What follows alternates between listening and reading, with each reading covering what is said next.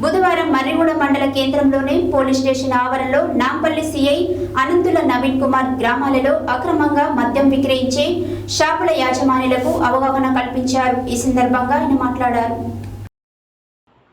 బుధవారం మర్రిగూడ మండల కేంద్రంలోని పోలీస్ స్టేషన్ ఆవరణలో నాంపల్లి సిఐ అనంతుల నవీన్ కుమార్ గ్రామాలలో అక్రమంగా మద్యం విక్రయించే షాపుల యజమానులకు అవగాహన కల్పించారు.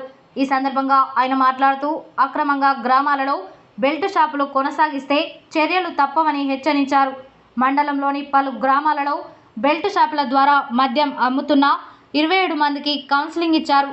గ్రామాలలో 24 గంటలు మద్యాన్ని విక్రయించడం వల్ల ప్రజల ఆరోగ్యాలు దెబ్బతింటున్నాయని, ఇప్పటికే పలుమార్లు బెల్ట్ షాపులు నడిపే వారిపై కేసులు నమోదు చేసినప్పటికీ వారిలో ఎలాంటి మార్పు రాకపోవడం వల్ల ఉన్నత అధికారుల ఉత్తర్వుల మేరకు ఇకపై కఠిన చర్యలు తీసుకోనున్నట్లు తెలిపారు.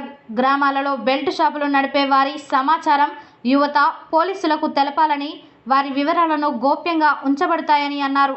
ఇకపై మద్యం అమ్మిన వారికి 5 లక్షల రూపాయలను జరిమానా విధించేటట్లు వారిని మండల తహసీల్దార్ వద్ద బైండోవర్ చేసినట్లు ఎస్ఐ రంగారెడ్డి తెలిపారు. ఈ కార్యక్రమంలో Nampally circle inspector Anantula Naveen Kumar, Marriguda SI Rangareddy, police సిబ్బంది తదితరులు ఉన్నారు.